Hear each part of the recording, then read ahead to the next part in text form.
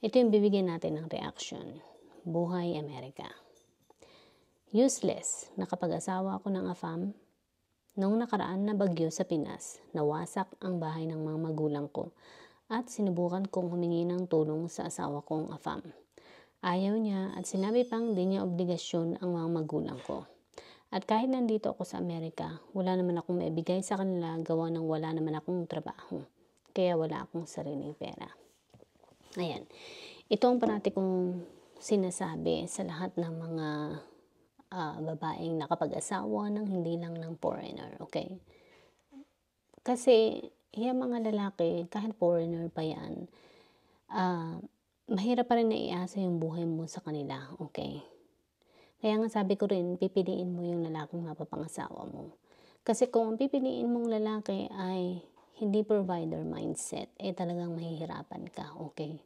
Lalo na kung foreigner ang papasukin mong mapangasawa or pipiliin mong maging asawa. Kasi, ang mga foreigner, hindi talaga yan, anong tawag dito? Mostly, okay, karamihan sa kanila, hindi sila nagbibigay ng sustento sa kanilang mga magulang.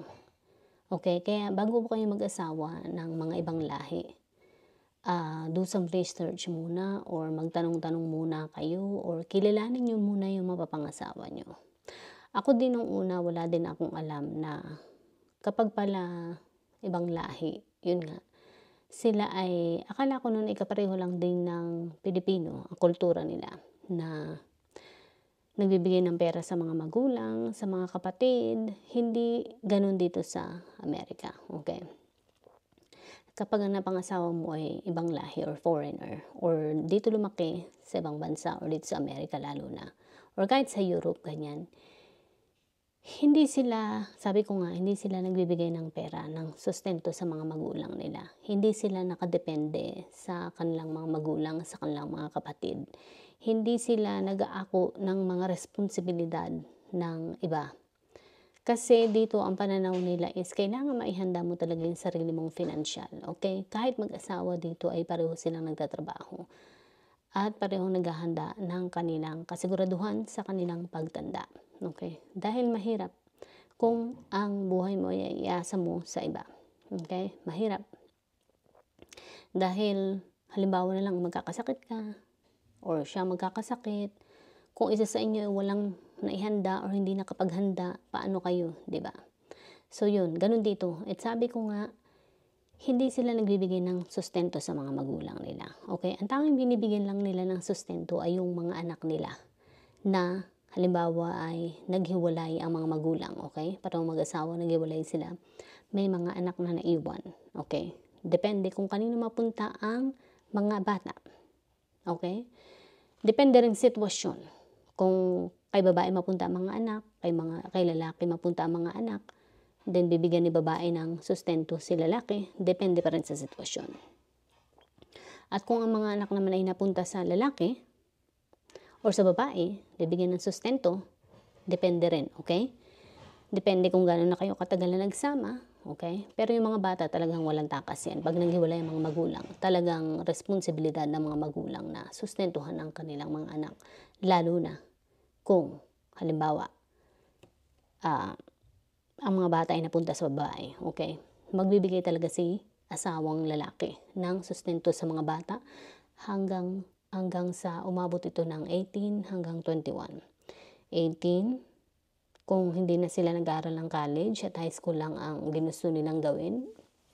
And then hanggang 18 lamang sila magsusustento dun sa mga anak nila. Kada isang bata may sustento yan. Okay?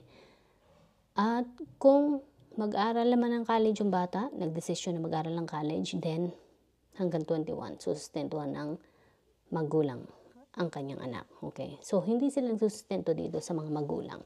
Kaya sa mga magulang dito is talaga naghahanda sila ng mga buhay nila. At ang mga magulang dito is hindi talaga sila dedepende rin or nakadepende rin sa kanilang mga anak. Okay? Kaya, naiintindihan ko kung bakit sinabi ng lalaki na hindi ko obligasyon ng mga magulang mo. Kasi hindi nga siya nagsusustento ng pera sa mga magulang niya. Kasi yung mga magulang nila ay inihanda ng mga buhay nila. Yes, ganun sila dito. Kaya, ikaw bilang isang babae, may anak, pilitin mo talaga na magtrabaho ka at kumita ng sarili mong pera, mag-ipon ka at maghanda ka ng para sa'yo. Para in case gusto mong tulungan ang family members mo sa Pilipinas, kagaya ng magulang mo mostly, is matutulungan mo sila. Kasi mahirap na iasa mo sa asawa mo yung iyong mga magulang din, okay? Kasi mahirapan din sila at mahirapan din kayo. At yan pa yung magiging dahilan ng paghihiwalay ninyo. Yung iasa mo yung buhay mo sa kanila. Magiging napaka-unfair nun sa kanya. Hindi niya talaga maiintindihan yun kasi hindi yun ang kultura nila. Like, sa kanya nga, hindi nga siya nagbibigay ng pera sa mga magulang niya. Tapos nagbibigay siya ng pera sa mga magulang mo. It doesn't make any sense, di ba? So, ganun. Kaya ikaw, at kung halimbawa sabihin niya na huwag ka na magtrabaho, tapos hindi ka naman niya matutulungan, so ikaw din ang mahihirapan. Kaya pilitin mo na makapagtrabaho ka pa rin, okay, para sa sarili mo. At para sa ibang bagay, okay? Huwag kang papayag na dumepende ka na lang sa kanya buong buhay mo para hindi ka mahirapan. So, yun ang gawin mo, okay? Kung gusto mong tulungan ang mga magulang mo, nasa mga kamay mo yun, nasa mga decision mo yun. Matutulungan mo sila kung ikaw ang gagawa ng paraan, okay? Kasi sabi ko nga, mahirap kapag sa kanya mo, dinepende ang buhay mo, okay? Yun ang mahirap. Pero hindi porket ibang lahi or foreigner or American is hindi na sila magbibigay ng pera. Depende sa lalaki, okay?